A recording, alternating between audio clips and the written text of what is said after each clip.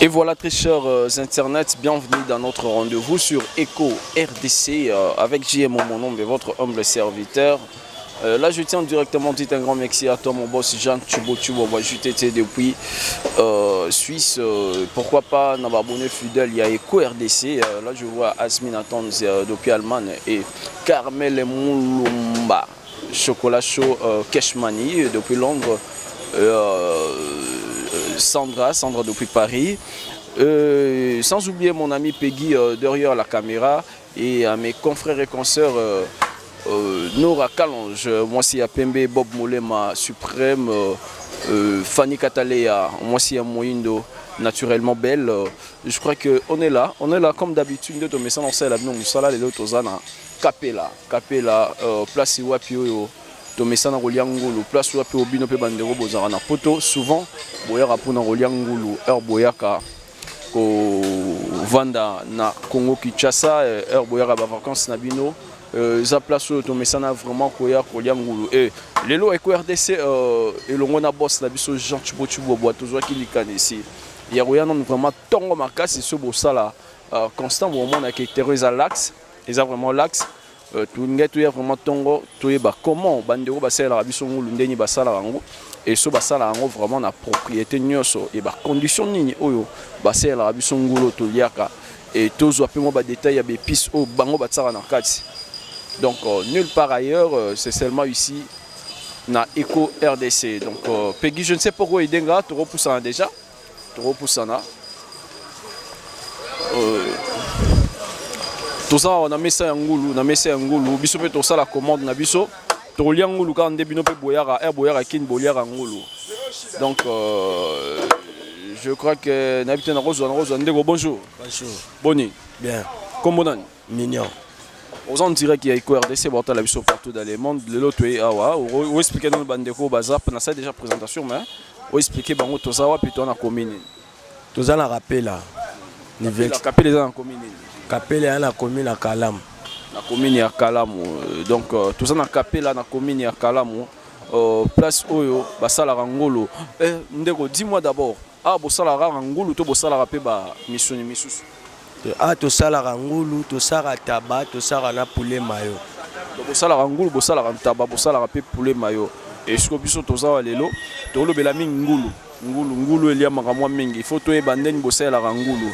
Et ba difficulté ni beaucoup tana nango pour bo sala vraiment biloko batu baliaka biloko biso to sala ngulu oyo aiza wenza taba mais ngulu ya elimina ngo to sala ngulu bien ça wenza nini ya taba mais ekoma wenza ngulu to sala ngulu bien batu na poto ba ka olia batinda pe batu basomela bango ekendaka donc mutazana poto atindi basombeli ekesuti poto batumbeli penda awa donc mutazo voyager aye batumbeli ngulu ekesuti na Europe na moto ane pe ekomi penda ko aller penda l'aise c'est vrai ça oko sabisote te na ko sate baya ka penda continue lo bana nda boye musali za ngulu to tumba ngulu bien mutade aubergine, poivron, pipi, lambouma, céleri, bilon, nyonso batiaka na kati ba mamba lamba. Yango to tumba na ngulu. Par jour botekaka au moins combien de kilos? Ndebo bandara musana tongo parce que biso toza 8 heures hein Peggy, toza 8 heures. 8 heures vraiment ya tongo awa na Capella. Ndebo sala boye par jour. Donc banda 8 heures ti bokanga. Bo si ça non heure nini. To si ça 23h00. Aussi ça 23h00 par rapport à l'ambiance où ils allaient dans le secteur et sur quoi ce to net le lotoza jeudi beauté kaka combien de kilos si bossis toté kaka et ça dépend ba journée me soupe doté kaka côté 50 kilos net ba jeudi côté kaka ba 50 kilos 60 kilos ba journée tangami net ba vendredi ba samedi dimanche tout est capé roté capé 100 kg 80 kg pour ça journée ambiance ya week-end mais ba table les gens de belé on a lobby na table na biso mais habité pour ba tout ba 150 kg bazali ba 200 kg bazali au ba teka na mesa mais ndenge bote karaboué rendement nango pezala nango ndenge bosombaka et koteka bénéfice nango pe ezalaka ya bien. Bénéfice ya nango ya bien. Yo banyango no na nini musala ya ngulu oyo awa na kapela bandango avant kapela to banyango na kapela. Na banyango na kapela. Banyango na kapela na nini? Na banyango na 2009. Na 2009 donc ça déjà 10 ans na musala ya ngulu. 10 ans aux adjana ba bon souvenir pe ya musala aux osala. Ba souvenir ezali ça dépend to côté ba 50 kg tu vas jeudi bo to côté ba 50 kg. Ba vendredi samedi to côté ba 100 kg. Ya ka journée ngeza ka mais ambiance neza na rapela. Dans makamotali ngulu. Mais ba difficulté ni beaucoup tant nango souvent bosala musala parce que musala nyo sezara na moi ba difficulté nango belira no lo ba wana rote que la pe mutu mo ngulu ya kia olala ngula ngo ya bien te mutu pas fâché asiliki pe abia bandoa lisu awa te a changer les places au là mais a changer place au la point pour atam sungulu lalaki na congélateur balalisaki yango kureza akite et puis 6 mois solo ayokuta pe la mutaye olamba te ayibo lamba te alambeleka ndenge wana ayoki odere wana amutu tabimisi mbongo fasika mais so akuta na mutu alambaka bien neti babiso na bakapela tosala bakombo baluka biso ya oluka na foksa lisu te na mambo etali kolamba kotumba ngulu bino mo olia yango boyokaka te alobaki ya solo. Donc, mais ça n'a pas ça n'est salé linango et l'ambénango. Parce que mais ça mange salé ma béco kim c'est la même clientèle.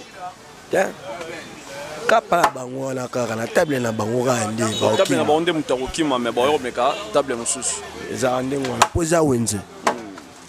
Bon, je crois qu'on est là biso pe to meka to liango vraiment na bandeko en attendant ba osala et aussi là to liango tout ça peut moi ba point na biso parce que biso to gaming na moi réalité to chaîne d'habituation éducative to lingarate que to salelo to commune ndenge mususu no kaka ndenge to saleli ndenge pe to koma na titre na ngole sur YouTube on est là na habité pegi to ko boucler moi muke soit to zo bandeko bazo sala ouais to boucler moi muke to pe moi muke en attendant ba osala biso pe to sala commande na biso potolia ngulu yone bosabo ebisa kati ya no 1 kg azwaka image ke kati la biso 1 kg tiazo kati azo peser bozwa image. OK donc là tozo ça la commande en attendant peut tozo ba image. Merci beaucoup. Un grand merci à toi Peggy Walungwa to na table vraiment place sur ça la pe commande na biso mais il faut tozo un peu moins détail mouké parce que ngulu ngo to bara peut-être ko différencier en côté na habité mignon de solo naie. Bonjour papa. Bonjour papa. Boni. Madame. Tu coûtes vraiment plein de boulot à plein de service. Tu es plutôt to mécano le bogo na yo ngulu ya kapela. Obengam na kombo nani? Kombo nanga Abel. Abel bandi musalo moi kala. Oui na expérience na bandango depuis te na bandango depuis Brazzaville. OK. Si tu es nango pe biso bato to sali kelelo ngulu e comme oteka na ville ya Kinshasa. Eza biso. Muto akoyeba. Wa koyeba muto asolola na Kofi asala émission na Kofi pona ngulu. Papa ngana taba epa ya foala. Eza biso to banda sala ngulu. Maintenant tozana ngana pichu poulet. Ngana pichu poulet. To sala ngulu na ba sorte belé. Mutu so akolinga bakatika ngulu moto kati boye to tumbe na grillage beli to ke to servir. Muso akolinga to sali boye to emballer ay beli ba ke pesa. Maintenant ngulu ezaka na deux sortes à salela ngo. Premièrement oyo tant to bomango to tumbango na ba carton. Tumbango na ba carton pour akoma marron boye. Maintenant oyo to sala ngo na main moto pour akoma bima pembe. Eza différent, des couleurs différentes. Au moins o mingi bangulo yaka na ba carton, o mi ça en Europe. Ba sala ngo boye. Ba sala oyo eza pal boye za cabo, oyo ute Europe. Tant on a aucune alimentation, na luka Côte de Port, ezala oyo. Ezala oyo. Oyo sala maka e pa na biso awa. Oyo sala maka biso awa, na Afrique. Mais en Europe ça maka ya boye. Na main moto batina main moto balongoli ba poil na ye. Yango mona batini la biso ngo awa, mona ba masque wane yakawa, ba mitu wane yakawa, ndango. Maintenant tout ça on peut garder boye. oyo linga oyo azui oyo pe kolinga ya boye azui mais pour na biso tu préférera mingi oyo parce que oyo tanga kotaka milinga wana a changeaka goût akoma goût koleka oyo donc ndenge bino kosalela yango parce que milinga ça dépend ya clientèle na bino ça dépend ya bato ba message rolia mingi pa na bino et ba mo basala ka choix ya rolia ngulu so repona o so repona wana OK vraiment Peggy tozuma ba détail par rapport ya ngulu tout le monde ba couleur est différent maintenant to ça la pe commande na biso pour ça la biso ngulu tolia tout ça peut moi prendre parce que émission la émission éducative juste tu vas découvrir référence nabino na capella et ndé bande ko ba rapé ba vacances awa ba ya pe ba meka lobo ko nabino et aux ala vraiment bien ba ya déjà ce que ya biso pe il faut ba ya les sous le ba ya il faut ba ko mara ebele donc bolemba bango tata ba 50 000 je crois que ba oliara kitoko ba aux à l'aise to supporter banka pour biso aux poids omoni phénomène angulu phénomène angulu muto akoleka poids kisike phénomène angulu c'est ka éviter lelo na ambiance na ville à Kinshasa wana to longola to tsa commentaire te pour biso to teka angulu te na ambiance na ville à Kinshasa et le sote parmi ba commune ou parmi ba quartier oh lelo ambiance ezalaka to ko baki na commune à Kalamu comme si na quartier Yolo na avenue Capella.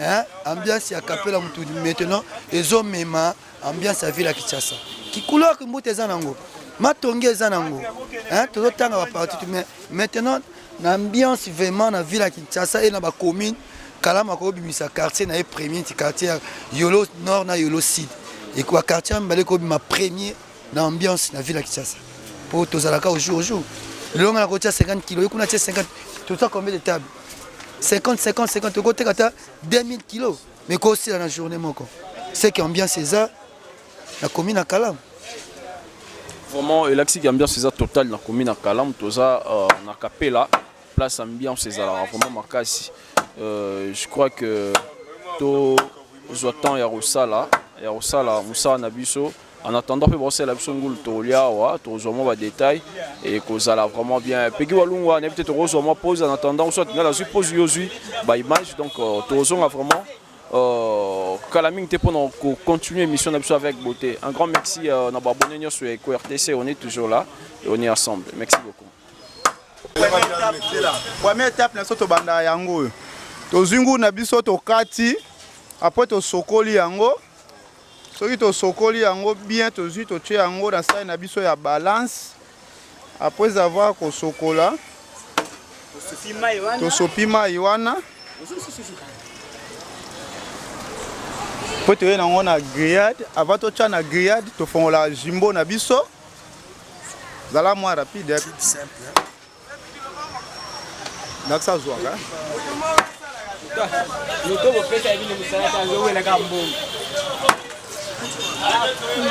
tochaka nanu première étape na tochaka na moi jimbo na biso po mungu apenda tolinga kosela ngo mingi mingi te po bata ba tension pe ba kome belé na mboka tozala na to bayina na jimbo après soki totuni soki aliaka mungwa nde to continuer to bakisi moi mungwa na biso ndamu soki aliaka mungwa te to kosuka ka na jimbo na biso oyo mais to bakisa be épices na biso mususu donc il saute au tcheboye après to tché na moto wana première étape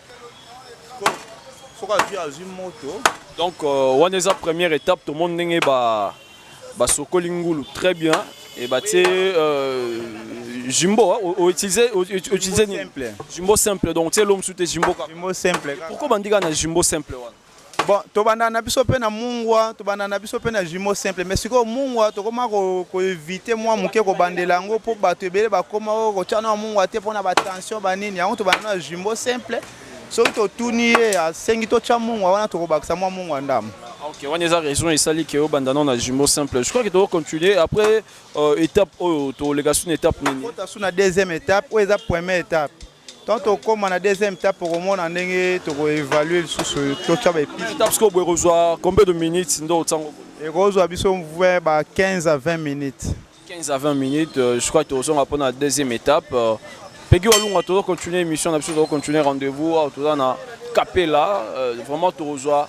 Détail, il y a espace dans cette émission, on peut s'appeler, adresse Nabino vraiment pour tous ceux qui ont contacté Nabino facile, na maison Nabino. Donc merci beaucoup à toi mon boss Jean Tubo Eco RDC, toujours plus haut depuis Suisse, tu dois continuer, tout le monde est déjà là. Bazo Salangulu, Salangulu, donc Kitoko quoi. Pekito, tout sur moi repos en attendant. Tout région de Baron la deuxième étape pour continuer l'émission d'Abisso. Merci.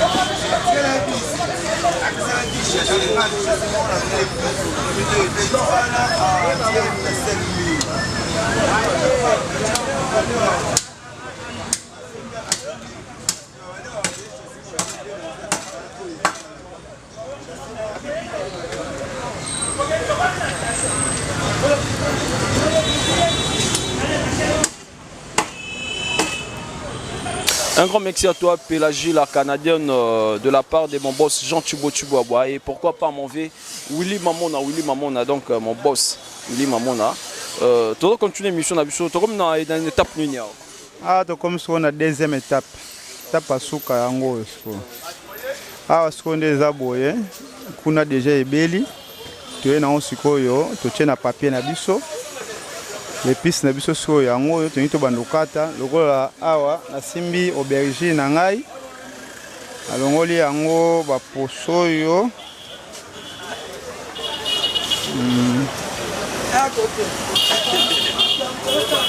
alongoli yango poso après na morso nango bandambu ndambu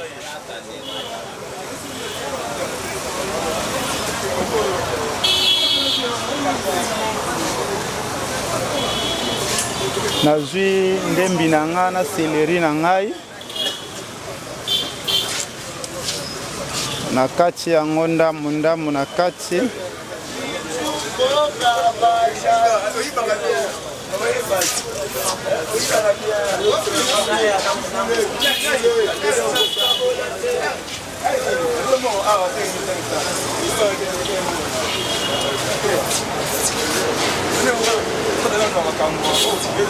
Après ndembi nazozwa pilipili ya mbuma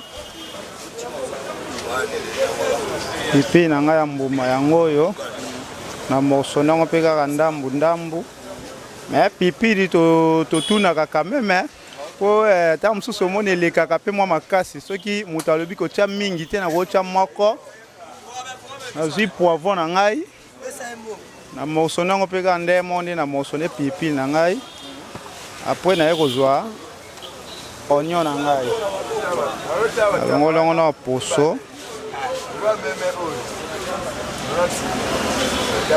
na morso nango mpe kaka ndambu nde na bamorso ne babiloko na ngai mosusu ya liboso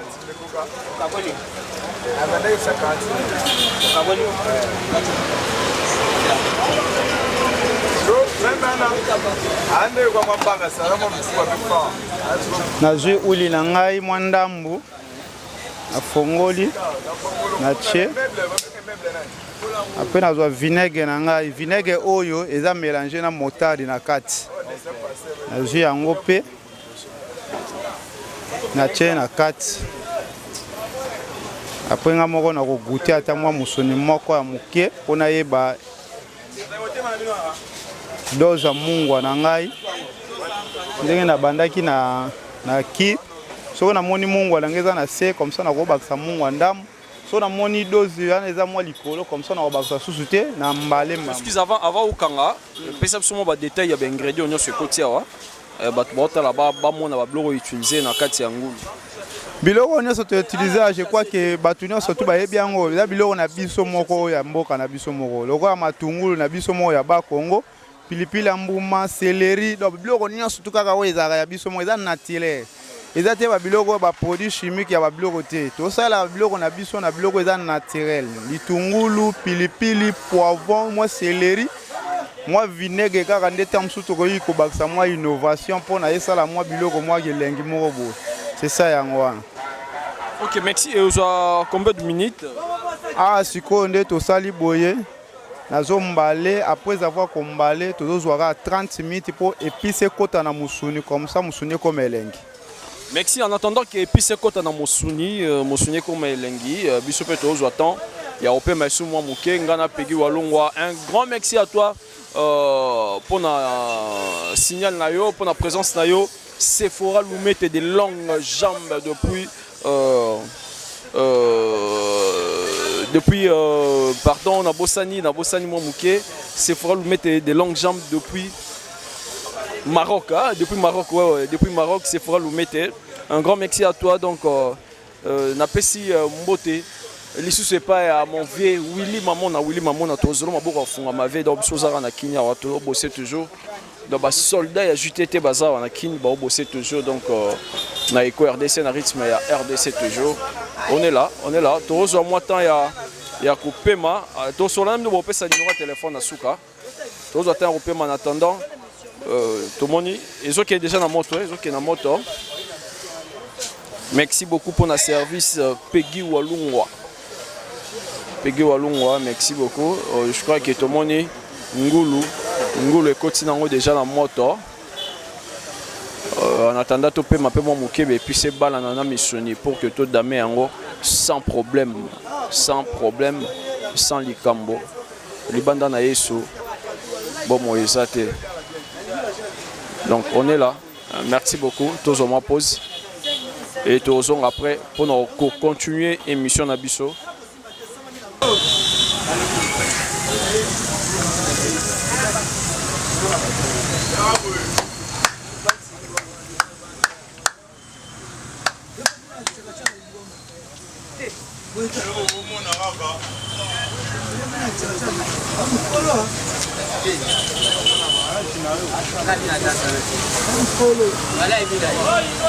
Ande musala babi musala ozwa daba image omona da musala ndenge esalama babi kapela nde masolo ya ngulu label la mort quoi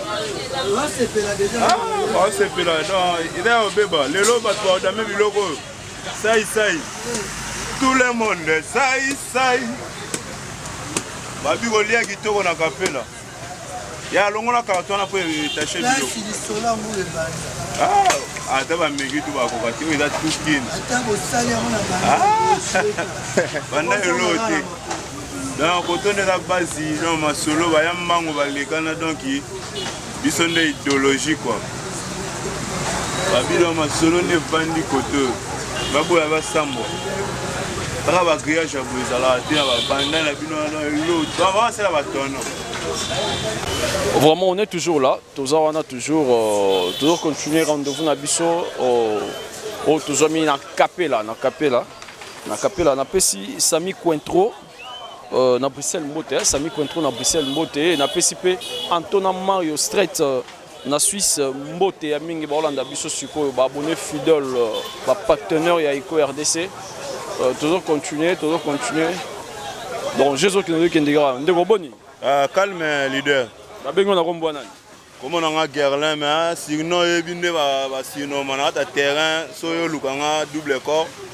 Babidon idéologie de bisonde koto. Double corps engelo bani double corps. Double pour monter dans babi double traction dans on no sur na gauche droite dans to cadre na ndenga idéologie. Ya boulot na bisonde to ça là quoi. Obandi musalo yo depuis kala to banyango sika.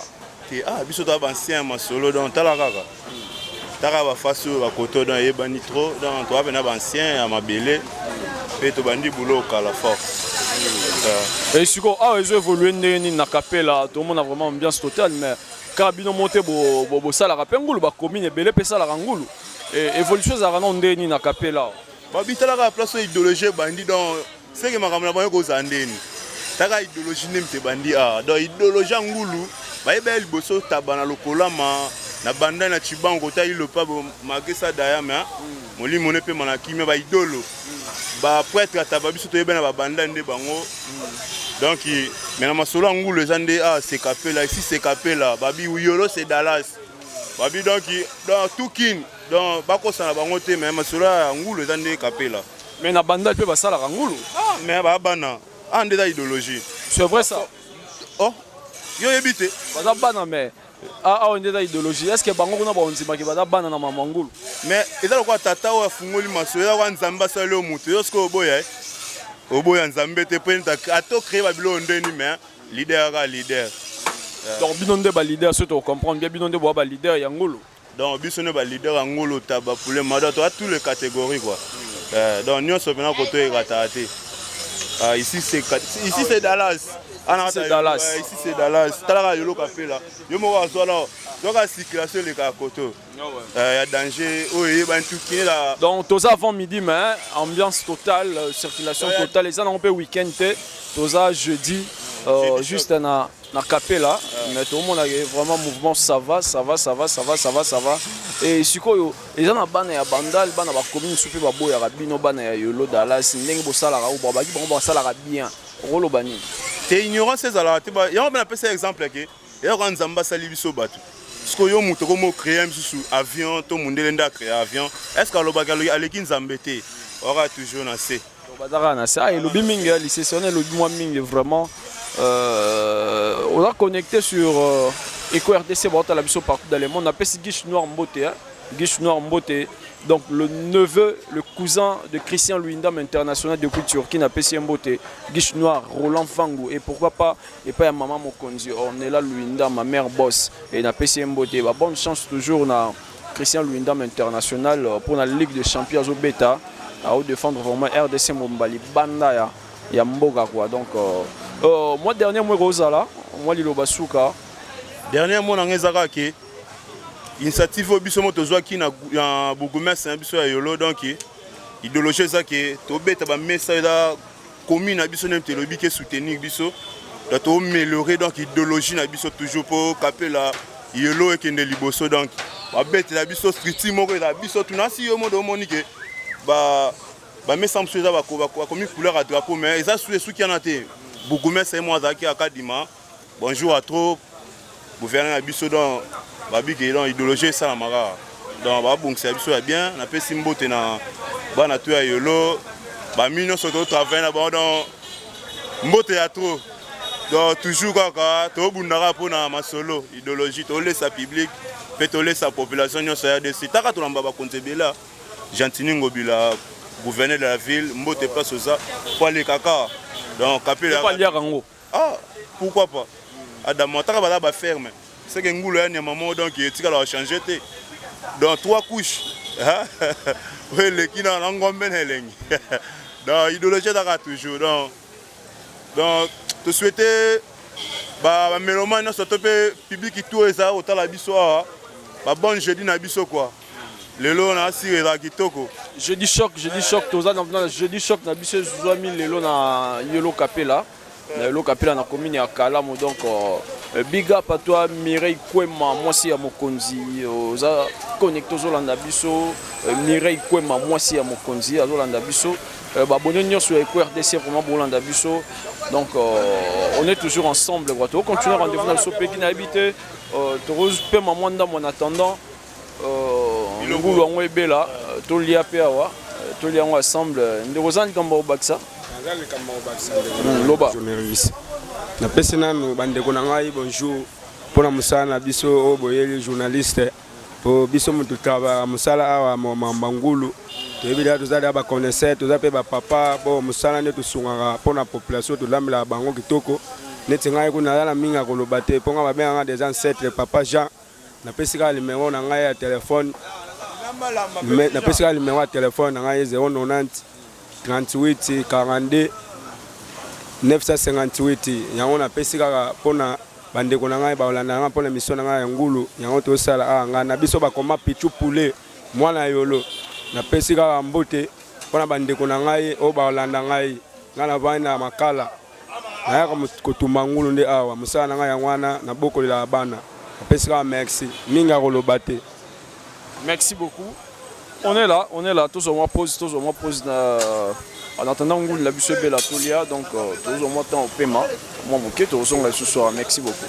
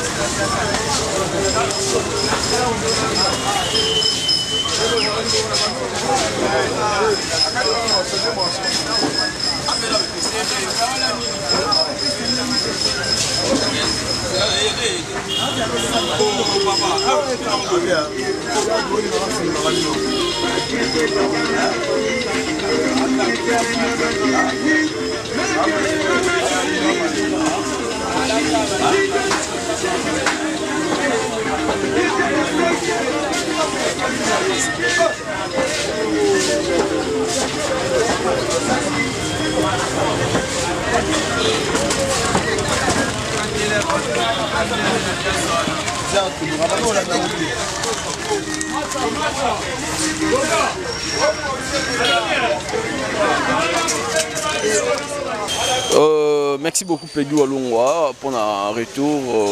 Je crois que Tozo comme vraiment dans moi souka to que go rejoindre bandego bandose la bisongulu to e bangulu en ebeli ou pas to e bato comme une étape nini ndiko ngaza pesa puis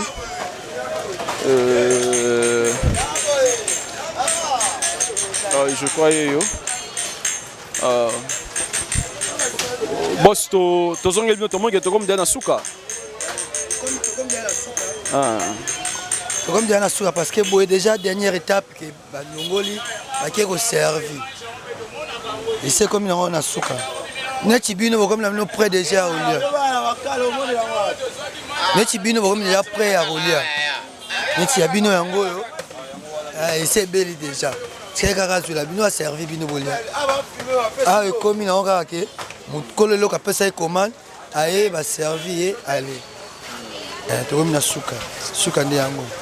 Ah, tout le monde va dans suka esenga mo ba dédicace na yo na bato nyonso yebi na niveau ya libanda bandeko na yo pe ba mi na yo o bazotala osikoyo mo ba dédicace na yo numéro contact opesa pe référence ya espace na bino souvent ndenge ba rappel ba vacances ba ka kolia ngulu epa na yo ba dédicace na ngai na bana loso na papa abotinga na France Monsieur Valeur leki na nga mina presque basé belé na rono ntanga bango te basé belé na France na bato ba yebi ngai na France bazali ebelé nyoso yango na o bazana RDC apé en président na Kinshasa ba ebelé baninga na ngai bana na rotanga bango ba komote po baleki trop ebelé numéro contact référence PA numéro na nga contact ezaka 0243 82 83 86 593. Voilà, vous voyez beaucoup de personnes à Belle. Référence, il y a espace Nabiso, c'est Pichou Poulet. Soyez Kaobina, ou Gara Pichou Poulet, au mot comme référence à moi. Un grand merci. Comprenez que moi, je suis coaching à Misso. Donc, il y a ma casse coaching à Misso. Dans la place, Bazotumba, Baosalangul, donc. Basalango toujours na bakoni moi mingi kotinga na miso on bon na miso comme moi rouge je crois que vous avez référence il y a espace chez Pichou Poulet tout ça na Capella peki na monto rozonga déjà to ki moi mingi na miso comme vraiment rouge rozonga en attendant baya ko servir biso ngulu poto dame to li ensemble quoi. Et Nasuka, moi commentaire aux Zala, moi commentaire aux Zala après Koliangulu donc Torson et Labino, Pega aux Zonon pour ok, Zoanengazo, alors soit des Jangulu et aux Alamiers.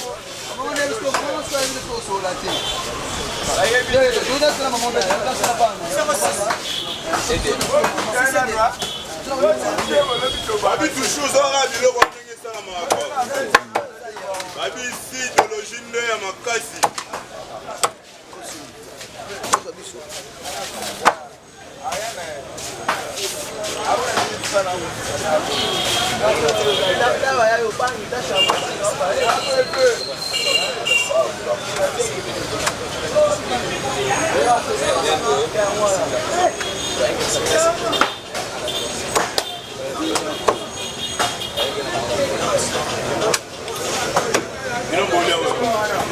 Je crois que Ngulu est comme déjà prêt.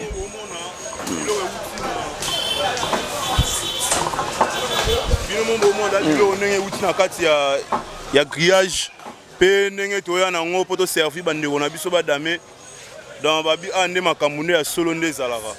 Moto chango classé bilo puna. Classé ngo babi ande to lia misuni. Babi baki man long.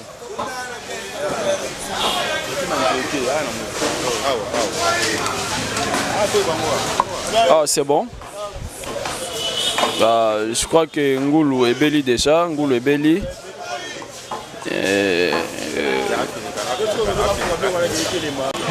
Et voilà, mesdames et messieurs, je crois que Tobanda rendez-vous calme. Comme vraiment la souka rendez-vous Nabiso sur Eco RDC toujours. Tomoni Ngulu basele biso yango eza sur la table là.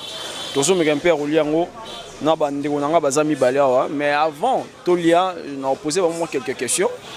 Et Bappé ça va réponse à Bangwe aussi sur l'IAP. Tous autant sur la Bango Bappé ça va point et par rapport à Yago Baoyoka Awa.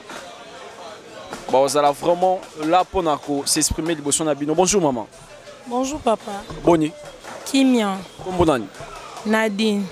Nadine on va na commune nini Navandi na Yolo Nord.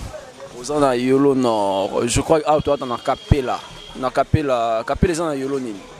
Oui, Capella na Yolo Nord, mais na Yolo Nord jusqu'à na Bongolo, en face ya Kauka. Ok, merci beaucoup. Aux na biso na table, tous ceux qui ont Ngoulou ensemble. On a déjà Ngoulou pe na Capella. Oui, bien sûr, on allait à Ngoulou na Capella souvent. Souvent, on a Ngoulou. Et là, mais vraiment ça est différent par rapport à la cuisine mususu, ba milieu mususu eza, ba oshwe, ba milieu mais Capella vraiment ba kangima solo kota olamba. Kangima solo kota olamba. Je crois que aux ongela aussi aussi solia et au tape point sogi que et bimi bien il faut la libre pour la vérité. Et merci beaucoup. Bonjour maman. Oui, bonjour papa. Boni nazama musika na telema pege aux ala mieux. Pour nazama musika to so la bienté. Comme nani? Comme la merveille. Merveille au Vanduap. La lemba. Vous en avez lemba terminis. Merveille, on a capé la wara minko salani. Neka mingi ya kolia ngulu ngulu ndeka ngama solo na kapela. Wara minko kolia ngulu ndeka ngama solo na kapela. Ouais. Ngulu ngo wa ndenge e kolia ngo. Olemba ngo pete. Ezala bien ngulu na kapela lo makamu. Donc ataba na poto bono se ba kapela. Donc sangu la kapela matro. Ok, toi Liangulu, et surtout si sur Liangulu, on a pété en Oloba. C'est bon? Mais sur qui on m'a bé, qu'on bombe à faut la vérité. Ah oui, hein? Au bon bâté. Non, bon bâté. Ok, merci beaucoup, Peggy. Je crois que tu as la même parole, tu vas dans Tolia, et après Kolia, tu as pour nous poser ma question, va répondre. C'est bon? Merci beaucoup, Peggy.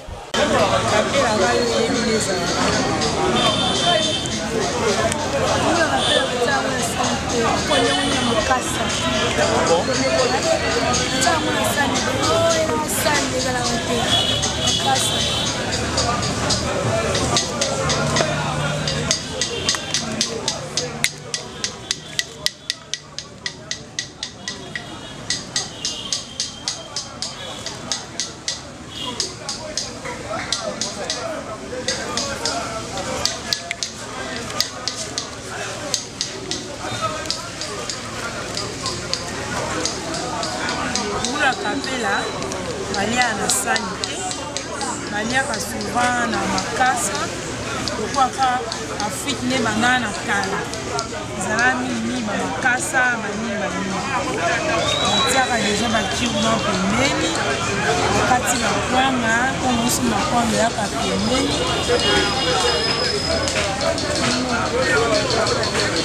Et puis ya mo pembeni.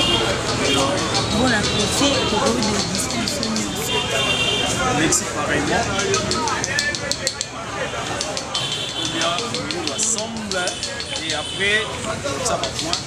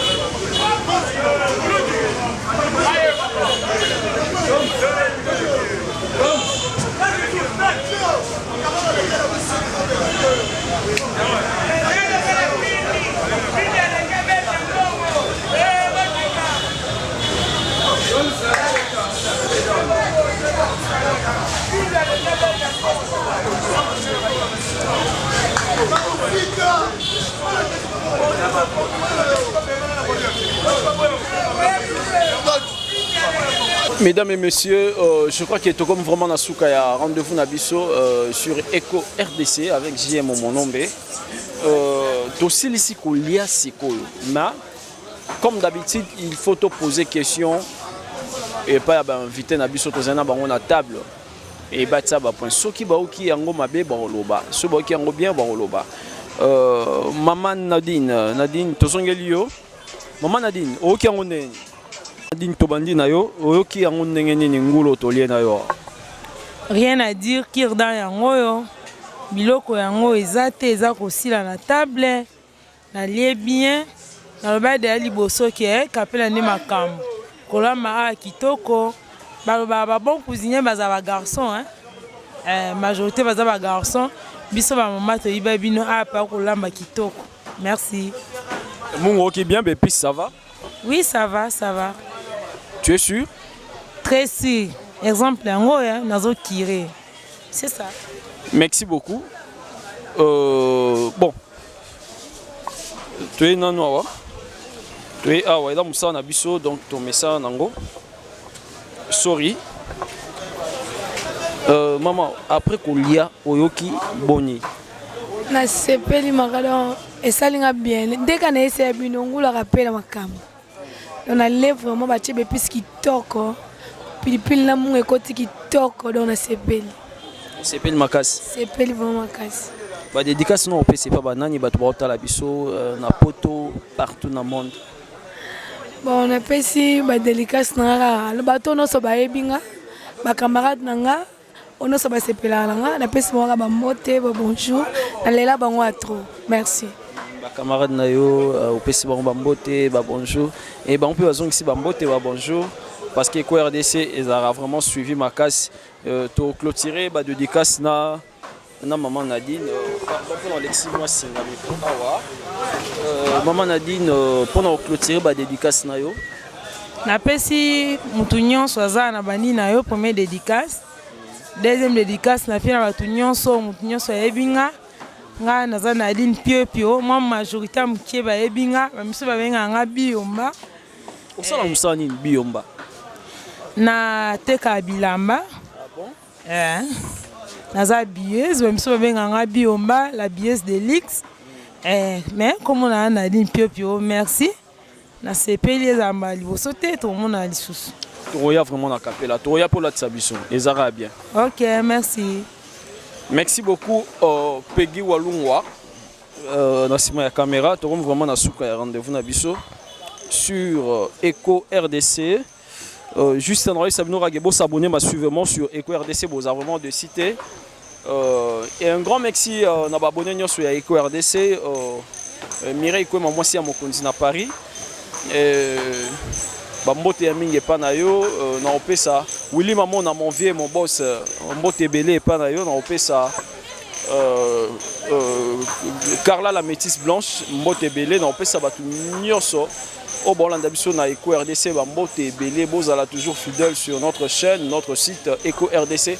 Boza vraiment décidé de continuer toujours à c'est la bino musalo bono senga to c'est la bino parce que toza kaka bana misala na bino et dans musalo to pona donc moi je mon nom mais je vous remercie beaucoup. Je dis encore un grand merci à toi mon boss JTT Jean Chubo papa social depuis Suisse. On a passé un grand merci à toi Azmina Tanzi depuis Allemagne et pourquoi pas Christian Luinda man en boss on a été vraiment fond appelé ça Bambote belé et pour clôturer notre émission, notre rendez-vous d'aujourd'hui, Tozan a Capella. On a ici Mbote Belé, pas un moutété là au Japon, où il y a opélé l'invité spécial de M. Dji Yamamoto. Donc, manqué à M. Dji Yamamoto, où il y a opélé là un moutété là au Japon. On a ici Mbote, on a ici Maman Brigitte Mbote, on a ici mon vieux Toda l'Espoir Mbote. Un grand merci. Restez toujours connectés sur Eco RDC. Ce qui remarque que si je suis allé, bon commenter, bon bengana numéro Ezawana, ou bah comme JM au mon nom sur Facebook, je suis sur JM au mon nom. Merci beaucoup. Bye.